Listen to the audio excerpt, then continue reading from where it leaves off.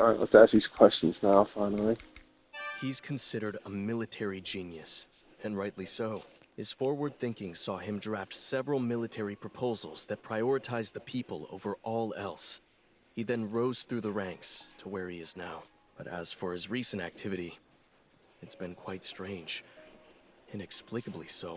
According to those close to him, he used to be a much softer, more trustworthy man. And one day, his personality suddenly changed.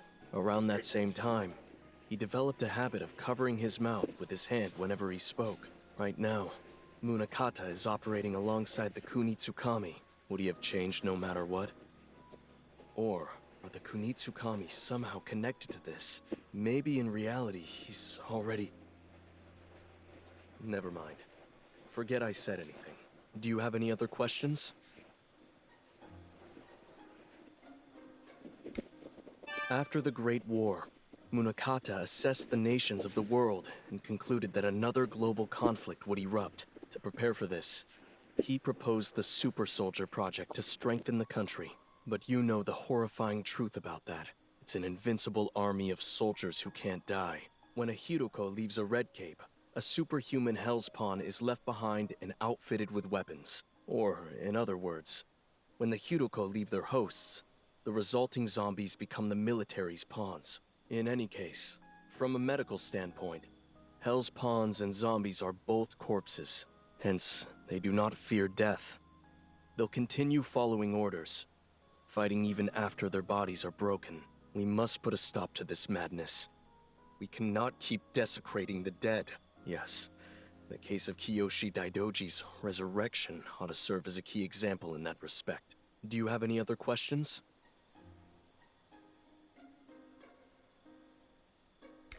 The reason people are turning into red capes is because of the Army's radio towers. The radio waves they transmit have the built-in effect of amplifying a person's anxiety. According to our calculations, the amount of red capes in the capital, including ones that haven't openly manifested, is quite large in number. And soon, it's going to reach the next stage, a mass exodus of Hiroko. What could Munakata be planning with all of them? Raidou. With the hordes of undead and the Kunitsukami operating behind the scenes, this has turned into something beyond our control.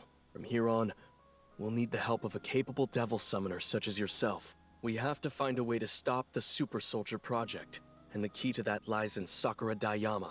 There's a tower on the mountain called Wadden 1.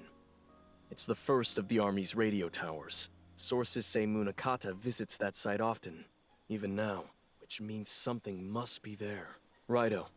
Can I count on you to investigate Wadden 1? Thank you. I know I can trust you to strike down evil where it stands. I'll make the necessary arrangements with your superior. Best of luck to you out there. Your chums in the Navy explained it all, Raidou. First, you take a curse onto yourself, then you defeat the caster, and now you're infiltrating a radio tower? You've got kind of a bum deal being used like that. Then again, I guess I've never really heard of a hero of justice turning down a job before. So, Wadden 1, huh? I've heard some reports saying you can hear radio static when one of those Red Cape monsters is nearby. It's a safe bet that place is connected to the Super Soldier Project somehow. Speaking of which, did you pick up my order from Konoya, Raidou? You mind handing it over? There we go, that's the stuff. I don't really like the idea of using these things, but sometimes there's no avoiding it. I'm feeling better after that number the Navy did on me. I'm trying to be a hero of justice myself, you know? If you're heading over to Wadden 1, I'll be taking care of my own business in the meantime.